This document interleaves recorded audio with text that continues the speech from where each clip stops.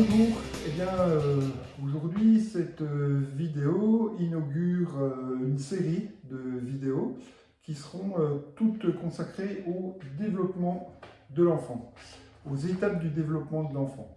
Ça fait beaucoup d'années que je fais des formations sur ce thème et ça fait un petit moment que je me dis que je vais consacrer une série de vidéos un petit peu plus détaillées à l'ensemble de ces stades. Donc je vais dans un premier temps vous expliquer les généralités et puis ensuite je reviendrai dans plusieurs vidéos sur des détails concernant les stades. Parce que par exemple sur le stade anal, je crois qu'il y a quand même pas mal de choses à dire. Sur le stade oedipien, il y a aussi pas mal de choses à dire parce que j'aimerais réexpliquer le concept du complexe d'Oedipe. Voilà. Donc aujourd'hui je veux juste vous présenter les différents stades. Et pour vous dire que, en fait, je me sers in fine de Dolto, qui, elle, a fait une synthèse entre différents psychanalystes, puisqu'il s'agit là, bien sûr, de psychanalyse, mais en particulier de Freud et de Jacques Lacan. Voilà. Et je fais apparaître avec des couleurs les stades qui appartiennent à Freud, les trois grands stades typiques, le stade plus détaillé par Lacan et ensuite ceux qui appartiennent typiquement à Dolto.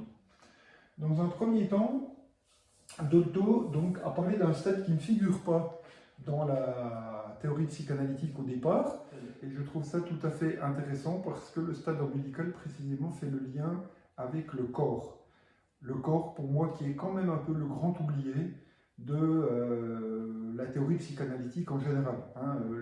C'était très particulier, et si vous regardez bien, on servait justement du divan pour faire allonger le patient, la patiente, de façon à ce que ça libère la pensée. Mais ce faisant, ce qu'on faisait, c'est qu'on évacuait quelque part la dimension du corps, justement. On voulait évacuer les tensions corporelles pour laisser les libres associations se faire, comme j'ai compris, ce que voulait faire Freud.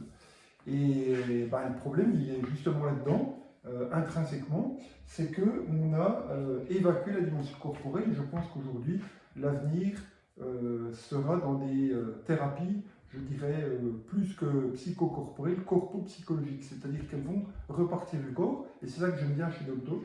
Dolto repart du stade ombilical, puisqu'elle dit que c'est le premier stade de développement, et il paraît évident, c'est de couper le cordon. Là, c'est pas au figuré, c'est au propre. Voilà, il faut couper le cordon, il faut séparer la mère de l'enfant. Et ensuite, les autres stades ne sont finalement qu'une nouvelle séparation, mais cette fois au figuré, c'est-à-dire une séparation de type psychique. Et on verra donc, le stade oral, c'est une séparation du corps à corps.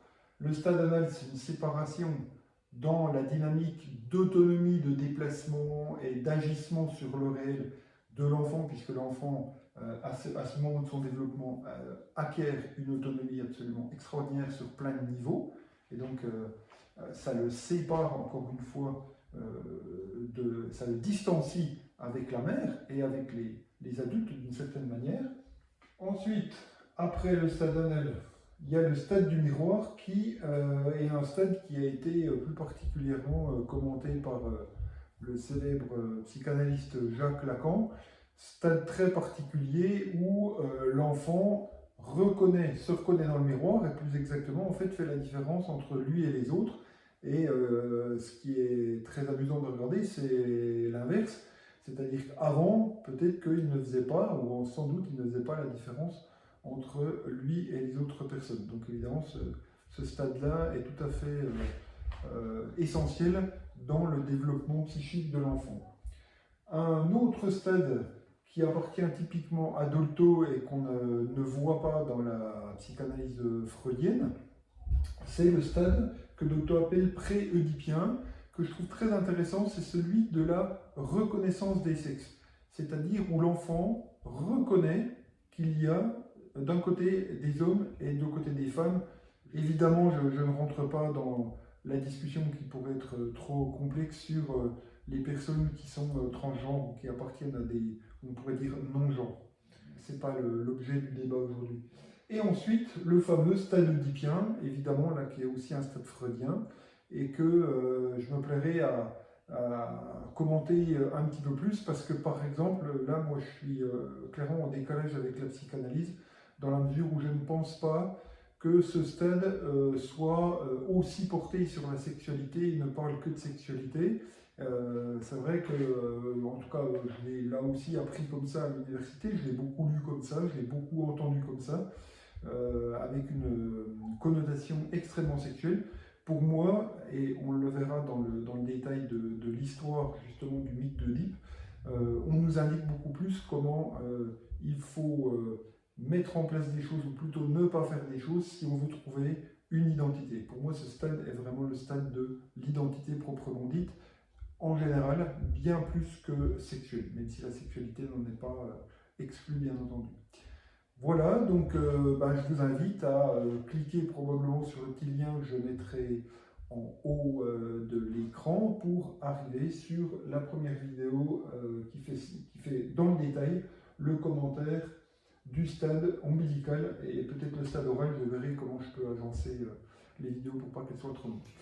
Merci de m'avoir écouté et je vous dis à bientôt. Voilà, c'est une invitation l'ensemble de cette présentation.